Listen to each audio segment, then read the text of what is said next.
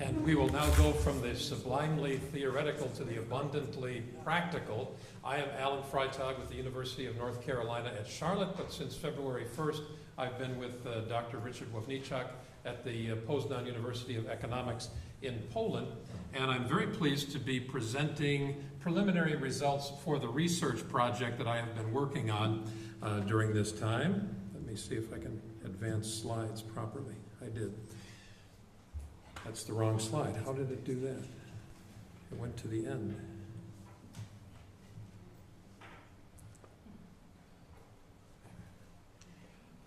And I like to walk around a little bit. It's a joint research project between our two universities. We had a team of a colleague and a graduate assistant of mine at UNC Charlotte, and a colleague and graduate assistant at the Poznań University of Economics. The aim was to assess the strengths and effectiveness of employee communication in Poland. We have a good deal of literature, not enough I don't think, but a good deal of literature on employee communication. But most of it is not only Western-based, but almost exclusively US-based. So I wanted to explore the same dynamics in Poland. We're looking at the preferred channels of communication that employees would like to receive messages through, what sorts of information, categories of information are they seeking, and what are their perceptions in their company of the level of effectiveness of internal or employee communication. And we're trying to find out how much is that related to their job satisfaction, to their commitment to the organization, and their identity with the organization. We looked at several companies in Poland. We've collected nearly all the data for several companies. Two, we are complete. And they're two very different companies. Both are manufacturing companies. I can't read this without my glasses. Page down. So I'm trying to provide data to scholars, to practitioners, that will establish without question those linkages between effective employee communication, which we suspect, and I want to demonstrate if it exists, is linked to employee satisfaction, commitment, and identification, and then how much or to what extent is that related to organizational productivity, efficiency, and success, and that's where the economics comes in. The two companies, by the way, that we've completed the data on are manufacturing companies. One moderate size, it has 300 employees, growing rapidly, should be at 500 by the end of next year. The other company was quite a bit larger. At the three plants we did research in, it has 1,500 employees, but altogether it has about 2,000 employees, so it's a large organization. Interestingly, the smaller company that's at 300 going to 500 has no communication function, no formal communication function. The larger company has a substantial communication function. The procedure is we began with focus groups by employment sector at each organization, 3 at each company, and then we conducted a 9-page, rather extensive survey among employees. We had informal discussions with HR and PR at each of the companies where we did the research.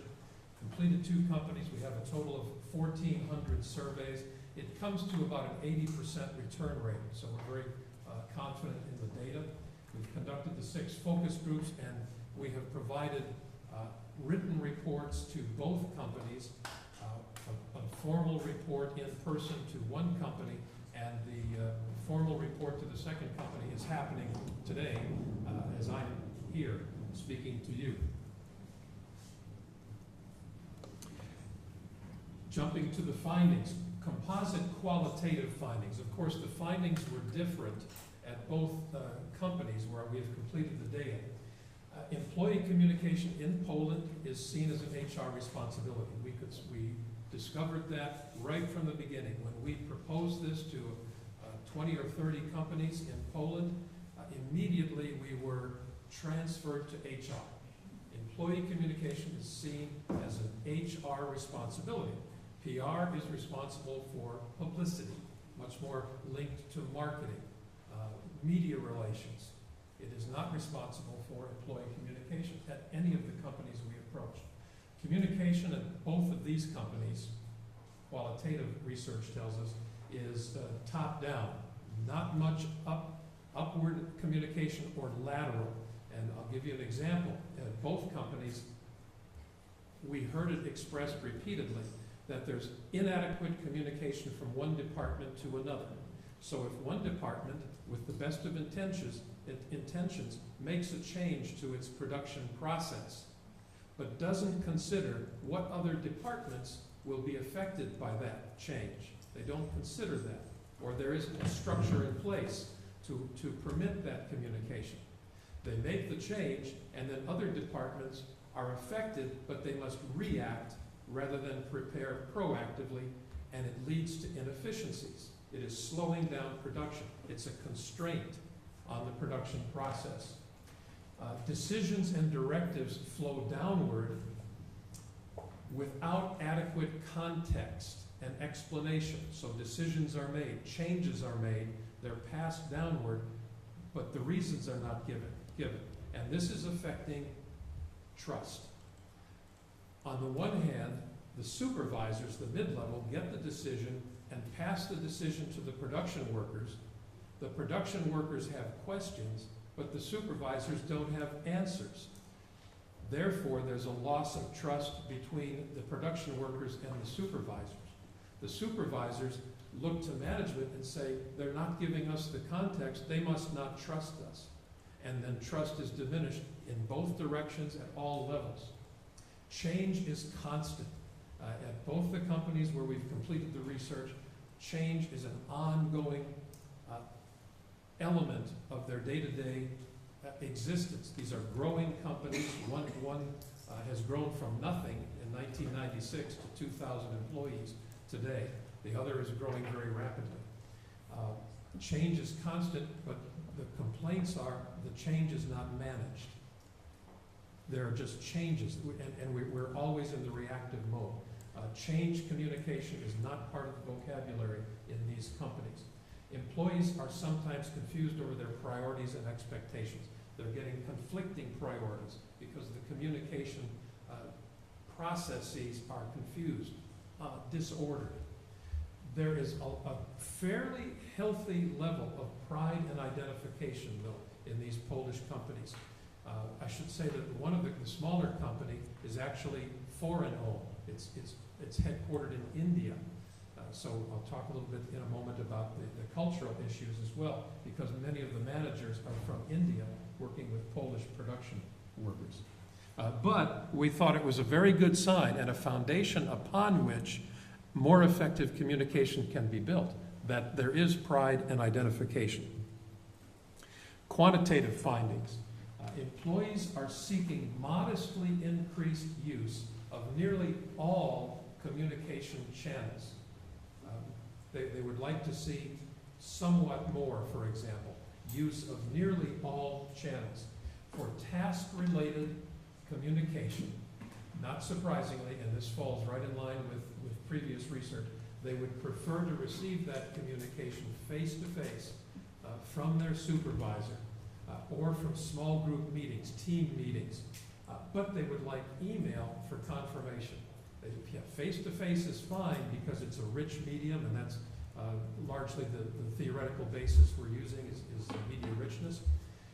That's a rich media. It provides clarification of equivocal messages. It provides questions and answers, dialogue. But still, they said, but we'd like a confirmation in email, so we have something in print, or something we can call upon. Okay. Large group meetings, they like those for long-term plans, to hear from the top leadership. Where are we headed? Sorry to disappoint you, Don. There's very, very little interest in social media. This has surprised us. But again, of our surveys, about 80% were production workers without access to computers on the job and not as likely to have access anywhere else. So they aren't interested in social media. The recommendations were different for each company that we dealt with, but We recommend to the leadership that they acknowledge the challenges in the communication arena that face them and commit to improving them. To do that publicly, and then to engage employees in the process of improving their communication. We recommend that they do make immediate, not sweeping, but incremental improvements to internal communication programs and build in a dashboard of measures so they can monitor whether or not they're making progress. We recommend that they research, develop, and publish an organization communication policy. They don't exist. They don't have a policy on any aspect of communication.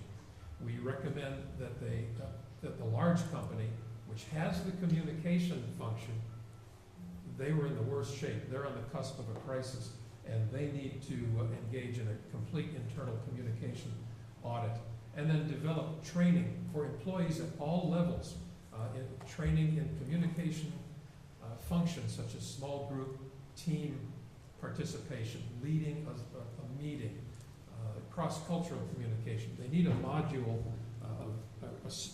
a stable of training modules. Why does this matter? Why is this in an economic presentation?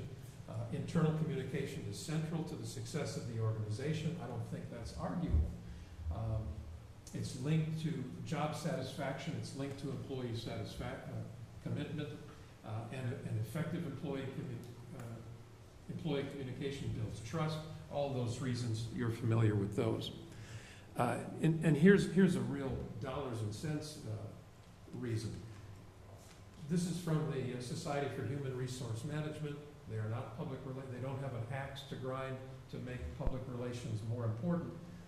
They say that an $8 an hour employee, that would be minimum wage in the United States, it costs about $3,500 every time you lose one for lost productivity, training, recruiting, and so forth. For an entry-level skilled worker, figure 30 to 50% of the annual salary. For a middle-level skilled worker, 150%, 400% for a specialized high-level employee. And so a conservative example, if you lost 10 mid-level employees at $40,000 each, and let's be conservative and call it 125% is what it would cost to replace that, what it costs the company to lose that employee, and you lose 10, that's 5 in a year. And in a company of 2,000, they probably lose a good deal more than that. Still 2 minutes? No. Multiply that and you come up with $500,000. That's more than $1,000 a day. The company is bleeding. If you can successfully make the argument, which I hope our data will help do, that effective communication can prevent this sort of loss and make you more competitive, then I think it will be merit worthy. That's all. I think I'm out.